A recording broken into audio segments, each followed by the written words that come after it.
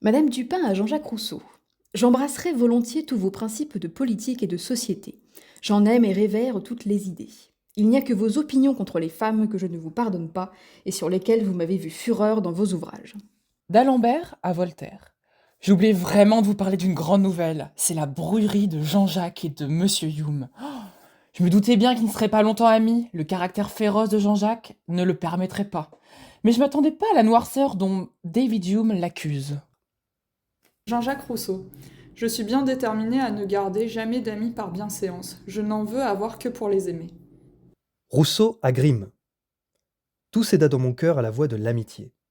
Mes tendres amis, attentifs à m'y désoler sans relâche, ne m'ont pas laissé un moment de paix, et m'ont fait souvent pleurer de douleur de n'être pas à 500 lieues d'eux. Après avoir fait un sacrifice à l'amitié, il en fallut faire un autre à la reconnaissance. Oh, que je connais bien tous les sens de ce mot amitié. C'est un beau nom, qui sert souvent de salaire à la servitude, mais où commence l'esclavage, l'amitié finit à l'instant. J'aimerais toujours asservir mon ami, pourvu qu'il soit aussi pauvre que moi. S'il est plus riche, soyons libres tous deux, ou qu'il me serve lui-même, car son pain est tout gagné, et il a plus de temps à donner à ses plaisirs. D'Alembert à Voltaire. Une autre sottise, car nous sommes riches en ce genre qui occupe beaucoup le public, c'est la querelle de Jean-Jacques et de Monsieur Hume.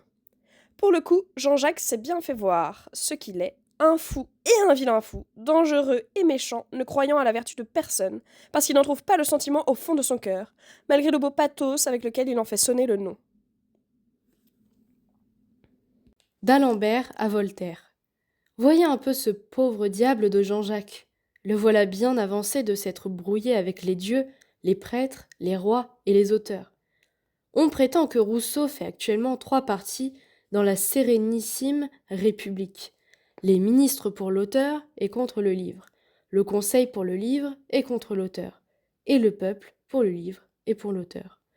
Vous y ajouterez sans doute un 4e parti contre le livre et contre l'auteur. Et j'avoue que ce parti-là peut avoir ainsi ses raisons. Mais voilà encore ce qu'il ne faudrait pas dire trop haut, surtout à Paris, car Jean-Jacques y est un peu le roi des Halles. Madame d'Épinay à Grimm. Oh mon ami, quel monstre que ce Rousseau! Qu'est-ce qu'une lettre de Rousseau à d'Alembert qui paraît? Il accuse dans cette lettre, à tourmenter à Voltaire, un ami de la plus insigne de toutes les trahisons. On dit qu'il désigne Diderot d'une manière à ne pas s'y méprendre. Que signifie cette nouvelle horreur? Réponse de Grimm à Madame d'Épinay. Madame, il n'y a qu'un monstre qui puisse penser et écrire ainsi de son ami. Méfiez-vous-en. Quant à moi, je ne lui ai pas répondu, ni ne lui écrirai de ma vie. Grimm à Jean-Jacques Rousseau, à propos de Madame d'Épinay. Vous osez me parler de votre esclavage, à moi, qui depuis plus de 2 ans suis le témoin journalier de toutes les marques de l'amitié la plus tendre et la plus généreuse que vous avez reçue de cette femme. Si je pouvais vous pardonner, je me croirais indigne d'avoir un ami. Je ne vous reverrai de ma vie, et je me croirais heureux si je puis bannir de mon esprit le souvenir de vos procédés. Je vous prie de m'oublier et de ne plus troubler mon âme. Grimm à Madame d'Épinay à propos de la belle-mère de Rousseau. Il faut que nous nous chargions de faire vivre la vieille mère Levasseur. Il se conduit avec elle de façon qu'elle préférerait de mendier son pain dans la rue à rester avec lui. Voyez si elle pourrait s'établir chez vous, et mandez-moi vos idées. Diderot, vous et moi partagerons ses frais, chacun suivant nos moyens. Voltaire à propos de Grimm. De quoi s'avise donc ce bohémien d'avoir plus d'esprit que nous? Grimm à Madame d'Épinay. Autre folie, mais qui n'est pas si grave. Monsieur de Margency s'est brouillé avec le baron parce que celui-ci s'est avisé de trouver très médiocre un roman ni bon ni mauvais que vient de faire Madame de Verdelin. Jean-Jacques Rousseau à Madame d'Épinay. Quoi qu'il arrive, soyez sûr que je n'oublierai jamais vos bontés pour moi, et que quand vous ne voudrez plus m'avoir pour esclave, vous m'aurez toujours pour ami. Jean-Jacques Rousseau à propos du philosophe écossais David Hume. La physionomie et le ton du bon David sont un bonhomme, mais où, grand Dieu, ce bonhomme emprunte-t-il les yeux dont il fixe les amis? D'Alembert à Voltaire. Savez-vous que Rousseau a une pension de 2400 francs du roi d'Angleterre? Un honnête homme ne l'aurait pas obtenue. D'Alembert à Madame du Deffand. On dit Voltaire accommodé avec le roi de Prusse, et Maupertuis retombé. Ma foi, les hommes sont bien fous, à commencer par les sages. Jean-Jacques Rousseau.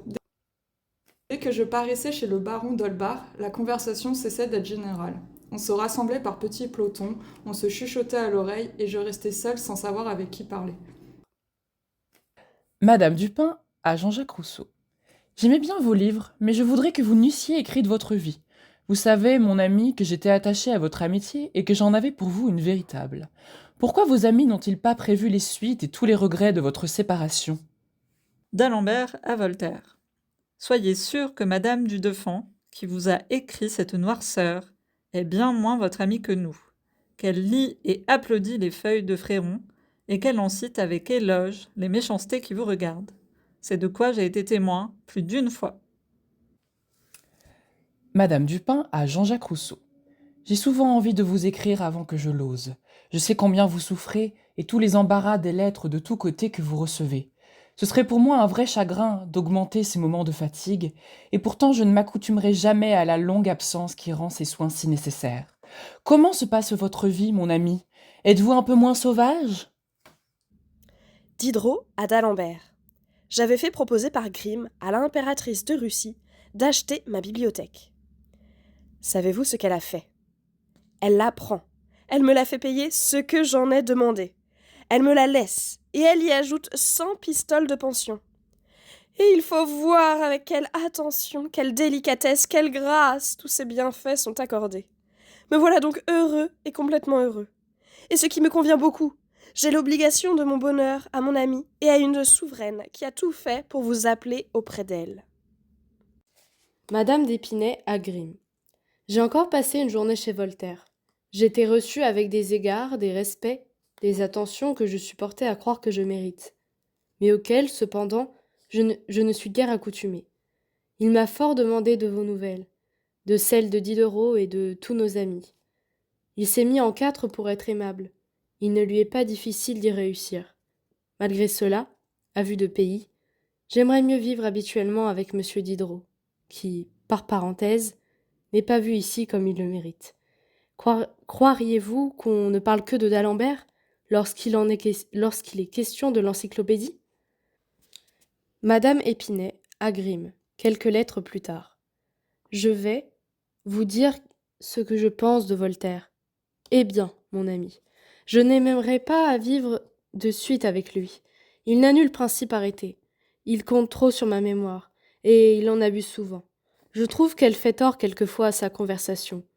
Il redit plus qu'il ne dit, et ne laisse jamais rien à faire aux autres. Il ne sait point causer, et il humilie l'amour-propre. Il dit le pour et le contre, tant qu'on veut, toujours avec de nouvelles grâces à la vérité. Et néanmoins, il a toujours l'air de se moquer de tout, jusqu'à lui-même. Il n'a nulle philosophie dans la tête. Il est tout hérissé de petits préjugés d'enfant. On les lui passerait peut-être en sa faveur de ses grâces, du brillant de son esprit et de son originalité. Il ne s'affichait pas pour les secouer tous. Il a des inconséquences plaisantes et il est au milieu de tout cela très amusant à voir. Mais je n'aime point les gens qui ne sont que m'amuser.